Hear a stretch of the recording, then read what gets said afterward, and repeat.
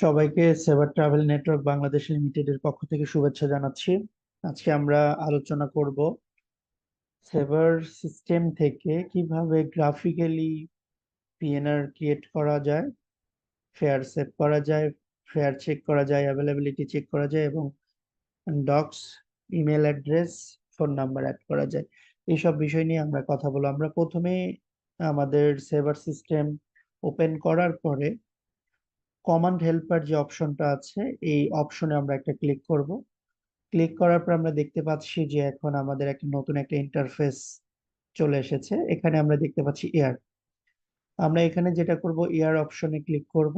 করার পর আমাদের সেগমেন্ট আমরা ধরবো, অর্থাৎ অরিজিন, ডেস্টিনেশন। অরিজিন যদি আমাদের ঢাকা হয় আমরা ঢাকা সিলেক্ট করে নিব। দেন ডেস্টিনেশন আমরা দিব সিঙ্গাপুর, SIN। লেখার সাথে সাথে আমাদের কোড এবং ফুল নেম চলে আসে। এরপর আমরা ট্রাভেল ডেট, এখানে যেটা করব ট্রাভেল ডেটটা বসাবো। আমাদের এই ক্যালেন্ডারে ক্লিক করলে আমাদের অপশন চলে আসবে, তখন আমরা আমাদের পছন্দ অনুযায়ী ট্রাভেল ডেটটা সিলেক্ট করব। এরপরে যদি আমরা কেউ চাই আমাদের মর্নিং ফ্লাইট বা আফটারনুন ফ্লাইট এগুলো যদি সিলেক্ট করে নিতে চাই, আমরা সেই অপশনটাতে সিলেক্ট করব। এরপর আমরা দেখতে পাচ্ছি এখানে আমাদের যেহেতু এটা রাউন্ড ট্রিপ, মানে Dhaka Singapore, Singapore Dhaka, so আমরা ক্লিক করলে অটো সিলেক্ট হয়ে যাবে। শুধু ট্রাভেল ডেটটা আমরা সিলেক্ট করে নিব, নিয়ে নিলাম। দেন যদি আমাদের প্যাসেঞ্জার একাধিক থাকে তাহলে আমরা প্লাস মাইনাস করে নিয়ে নিতে পারবো। আর যদি আমাদের সাথে চাইল্ড বা ইনফ্যান্ট থাকে সেই ক্ষেত্রে আমরা চাইল্ড অপশন সিলেক্ট করে চাইল্ডের এজ এখানে দিতে পারবো। আর যদি আমরা কোনো ইনফ্যান্টকেও নিতে চাই, যেমন আমি চাইল্ড নিলে আমি তার এজটা অ্যাড করব এখানে। এরপর আমাদের যদি আরো কোনো প্যাসেঞ্জার অ্যাড করতে চাই ইনফ্যান্ট, তাহলে ইনফ্যান্ট সিলেক্ট করব। সো এভাবে আমরা চাইলে আমাদের একাধিক টাইপের যাত্রীও ট্যাগ করে নিতে পারবো। আমরা শুধু আজকে দেখব যে একটা অ্যাডাল্টের বুকিংটা কিভাবে করতে হয়। সো এরপরে যদি আমরা চাই কোনো স্পেশাল এয়ারলাইন যদি থাকে বা স্পেসিফিক এয়ারলাইন্স থাকে, সেই এয়ারলাইন্সের কোডটা আমরা লিখলেই এখানে অপশন চলে আসবে, সেটা আমরা চাইলে সিলেক্ট করে নিতে পারি।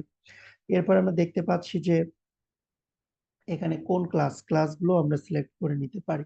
আর যদি আমরা কোনো স্টপ নিতে চাই, নন স্টপ বা স্টপ, সেগুলো এখান থেকে আমরা এই অপশন থেকে নিতে পারবো।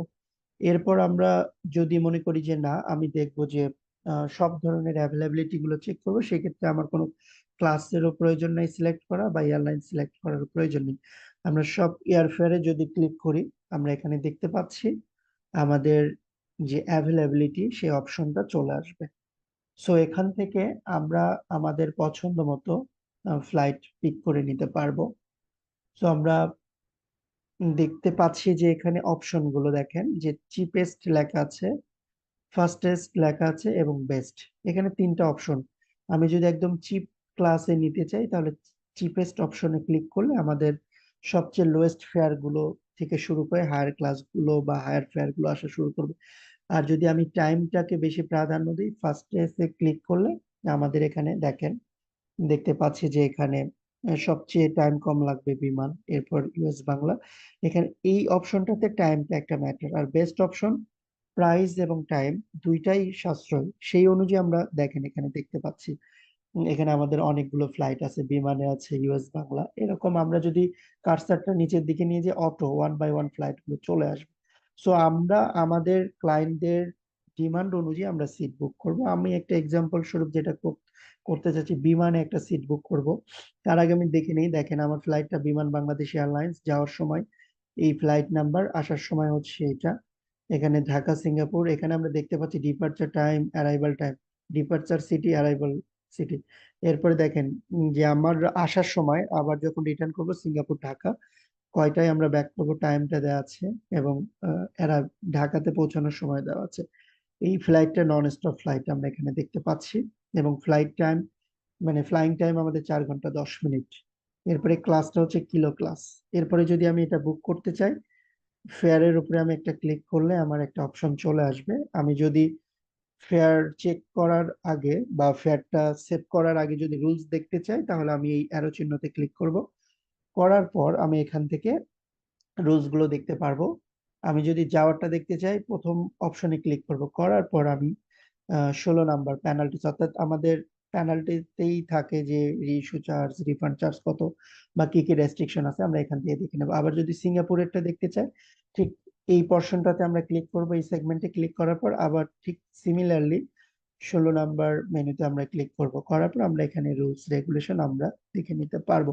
যদি রুলস দেখে আমাদের পছন্দ হয় দেন ক্লোজ করে আমরা সেল অ্যান্ড সেভ অপশনে ক্লিক করব। করার পরে আমরা এখান থেকে আমার সেগমেন্টটা বুকিং হয়ে যাবে এবং ফেয়ারটাও আমি নিতে পারবো। সো আমরা দেখতে পাচ্ছি এসএস যখন থাকবে, অর্থাৎ সেভার সিস্টেম রেসপন্স, এখানে আমরা ফ্লাইট ডিটেলস দেখতে পাচ্ছি, যাওয়ার সময় কোন ফ্লাইট, কোন ক্লাস, কয় তারিখে ফ্লাইট, হ্যাঁ সবকিছু এখানে ফ্লাইট ডিটেলসটা আছে।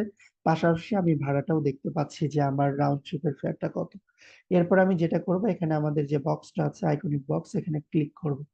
করার পর দুইটা অপশন আছে, একটা হচ্ছে আমি এন্ড এন্ড রিট্রিপে ক্লিক করার পর আমার অটো কি কি লাগবে সেটা চলে আসবে। আর যদি আমি মনে করি যে না, পিএনআর এ ক্লিক করে করে আমি অ্যাড করব, সেটাও করতে হবে। পিএনআর এ ক্লিক করলে যেটা হবে, আমাদের একটু টাইম লাগে। যেমন এখানে এই অপশনগুলো আমাকে ফিল আপ করতে হবে, ট্রাভেলার, ফোন ফিল্ড, আইটিনারি আমরা অলমোস্ট নিয়ে নিয়েছি, রিসিভ ফিল্ড, টিকেটিং ফিল্ড। এখানে আমরা যখন যেটা সিলেক্ট করবো ওটার উপরে ক্লিক করব, করে আমি এখানে last name, first name as per passport আমি ফিল আপ করবো। এরপরে হচ্ছে আমি টাইটেল নিব, দেন হচ্ছে আমার প্যাসেঞ্জার টাইপ, এরপরে আমি অ্যাড টু পিএনআর, এভাবে আমি দিতে পারবো। এখানে আমি 1 বাই 1 নিতে পারি, এটা একটা অপশন। আর যদি, হ্যাঁ এভাবে আমাকে বারবার নিতে হবে। আর আমি যদি এভাবে সবগুলোই নিতে পারবো এই প্রসেসে, কিন্তু আমি যদি মনে করি যে টাইম সেভ করবো, সেই ক্ষেত্রে আমরা এন্ড এন্ড রিট্রিপে ক্লিক করলে আমরা দেখতে পাচ্ছি, দেখেন যে এখানে একটা অপশন চলে এসেছে যে ম্যান্ডেটরি পিএনআর এলিমেন্ট আর মিসিং। অর্থাৎ এখানে যদি আমরা সিটটা বুক করার পর এন্ড এন্ড রিট্রিপে ক্লিক করি, এই অপশনটা আসবে। আসার পর অ্যাড টু পিএনআর এ আমরা যদি ক্লিক করি, তাহলে দেখেন যে যে জিনিসগুলো দেই নাই মিসিং, সেগুলোর লিস্ট এখানে চলে এসেছে। তো আমরা যদি নেম ফিল্ডটা ফিল আপ না করতাম, তাহলে এখানে প্রথমেই নেম ফিল্ডের অপশনটা চলে আসতো, এরপরে ফোন ফিল্ড, তারপরে receive field, ticketing field. So আমরা এখানে ফোন ফিল্ডের আমাদের ফোন নাম্বার গুলো অ্যাড করে দিব। এরপরে হচ্ছে আমরা যদি এজেন্সির ফোন নাম্বার হয় তাহলে এজেন্সি আমরা দিব। এরপরে আমরা এখানে রিসিভে দেখতে পাচ্ছি এজেন্ট, এবং এজেন্টের এখানে লগ ইন যে কোডটা আছে, আমরা যদি কোনো নাম দিতে চাই সেটাও আমরা দিতে পারবো, এডিট করে নিই। আর এখানে আমরা টিকিটিং টাইম লিমিটটা দেখতে পাচ্ছি, অটো দেয়া আছে, এখানে আমাদের চেঞ্জ করার কিছু নাই। দেন আমরা অ্যাড টু পিএনআর এ যদি ক্লিক করি, দেখেন এখানে আমার যেগুলো মিসিং ছিল, অর্থাৎ phone field, receive field, ticketing field সব নিয়ে নিয়েছে। সো এরপরে আমরা এন্ড এন্ড রিট্রিপে আবার ক্লিক করব। করার পরে আমরা দেখতে পাচ্ছি যে এখানে লিঙ্ক ট্রাভেলার, অর্থাৎ আমি যে ফেয়ারটা নিয়েছি জাস্ট ট্রাভেলারের সাথে আমি লিঙ্ক করে দেবো। দেওয়ার পর সেভ দিব। সেভটা দিলে, দেওয়ার পর এন্ড এন্ড রিট্রিভ, এটা করলে আমার দুইটা কাজ হবে, একটা হচ্ছে আমার জন্য একটা পিএনআর জেনারেট হবে, আর একটা হচ্ছে আমার ফেয়ারটা সেভ হয়ে যাবে। সো আমরা দেখতে পাচ্ছি যে আমার পিএনআর নাম্বার আমি পেয়ে গেছি, এবং আমার এখানে যদি অ্যাডিশনাল কোনো কিছু অ্যাড করতে চাই, তাহলে আমি এখান থেকে যদি ফোন নাম্বার, যাত্রীর ফোন নাম্বারটা যদি অ্যাড করতে চাই, ফোনের পাশে যে অ্যাড অপশন, এখানে ক্লিক করে আমি তার ফোন নাম্বারটা অ্যাড করে দিতে পারবো। দেন আমি হচ্ছে তার মোবাইল নাম্বারটা করলাম, দেন অ্যাড টু পিএনআর। এটা করার পরে আমি যদি ইমেল অ্যাড্রেস দিতে চাই, সেটাও আমি দিতে পারবো। এখান থেকে যেটা করব, আহ, আমি হচ্ছে ইমেল অ্যাড্রেস যদি দিতে চাই, যে ইমেল অ্যাড্রেস, এখানে আমি ক্লিক করব, করে ইমেল অ্যাড্রেসটা আমি লিখবো।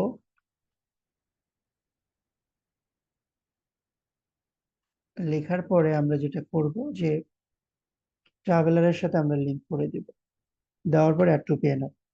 সো মানে সবকিছুই আমরা কি করতে পারি, যে গ্রাফিক্যালি সবকিছু করা সম্ভব। সো এখানে আমরা নিয়ে নিলাম। এরপরে যদি আমি প্যাসেঞ্জার সিকিউরিটি ইনফরমেশন, অর্থাৎ পাসপোর্ট ইনসার্ট করতে চাই বা ডক্স ডকো, এই অপশনে ক্লিক করে আমার এখানে এপিআইএস সিলেক্ট করতে হবে। করার পর এখানে এপিআইএস টাইপে যে আমি পাসপোর্ট যদি দিতে চাই, পাসপোর্ট সিলেক্ট করব।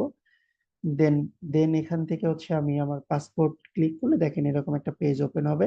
এখানে ট্রাভেলার নেম আছে, সেগমেন্ট আমি সিলেক্ট করে যদি দিলাম ইস্যুইং কান্ট্রি, অর্থাৎ পাসপোর্ট ইস্যুইং কান্ট্রি আমি দিলাম। দেন ডকুমেন্ট নাম্বারটা আমি প্রোভাইড করলাম, অর্থাৎ পাসপোর্ট নাম্বার।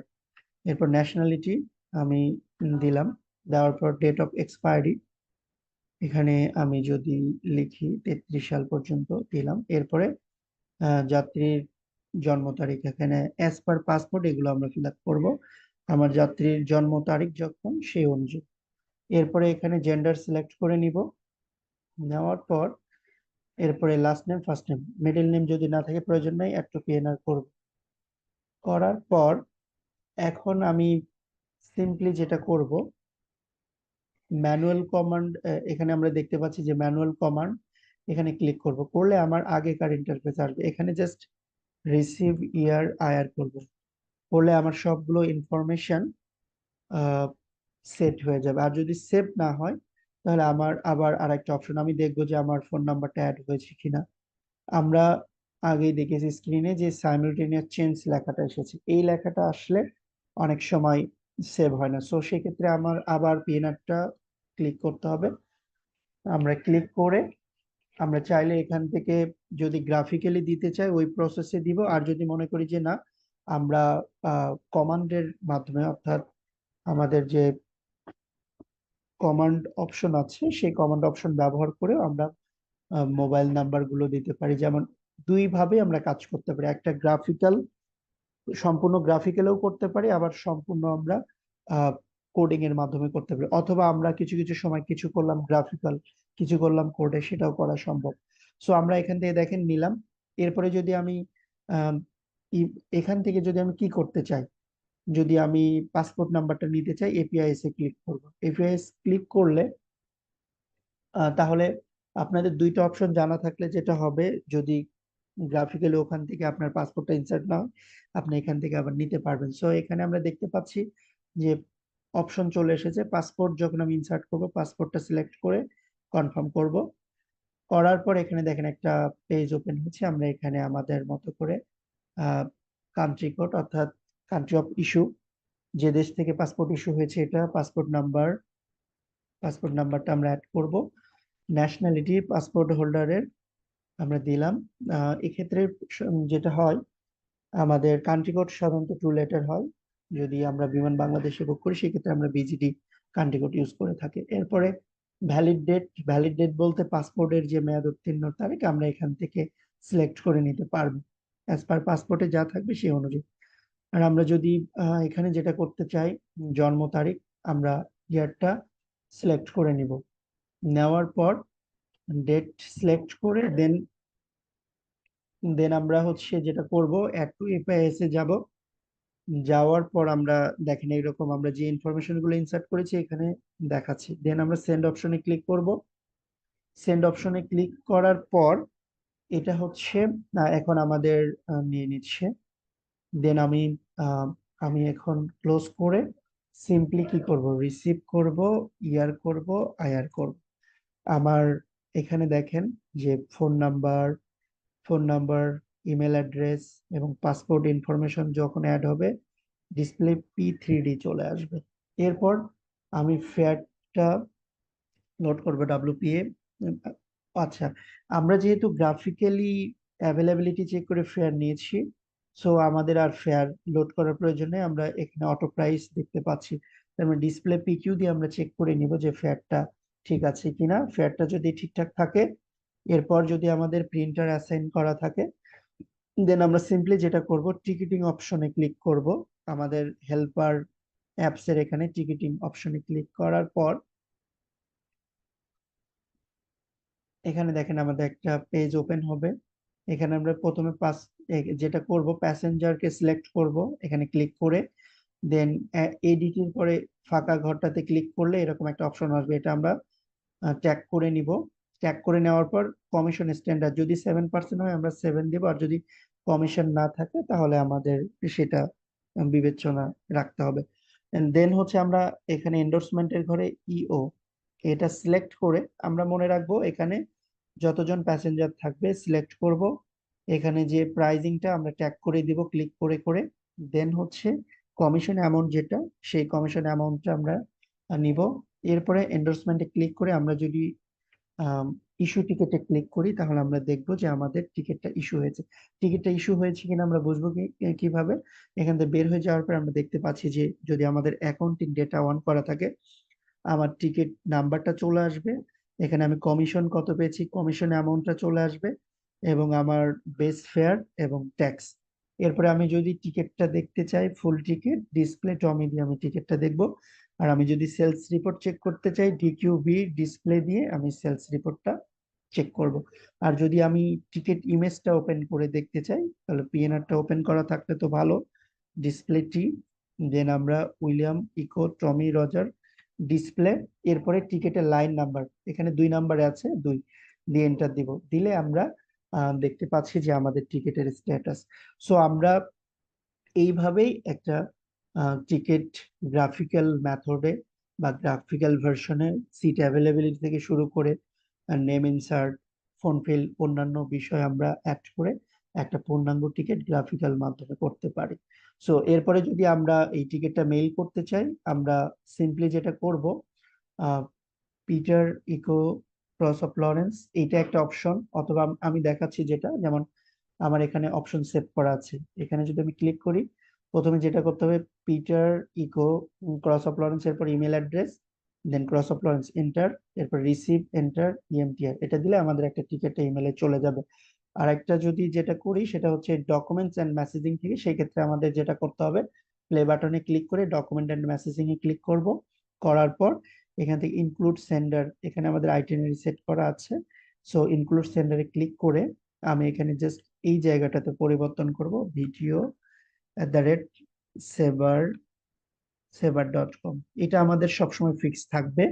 এরপর আমি যেটা করব এখানে যে কনসালটেন্ট তার নামটা আমরা এডিট করে নিব, অর্থাৎ আপনার এজেন্সি থেকে আপনি যখন বুকিং করবেন আপনার নামটা দিবেন।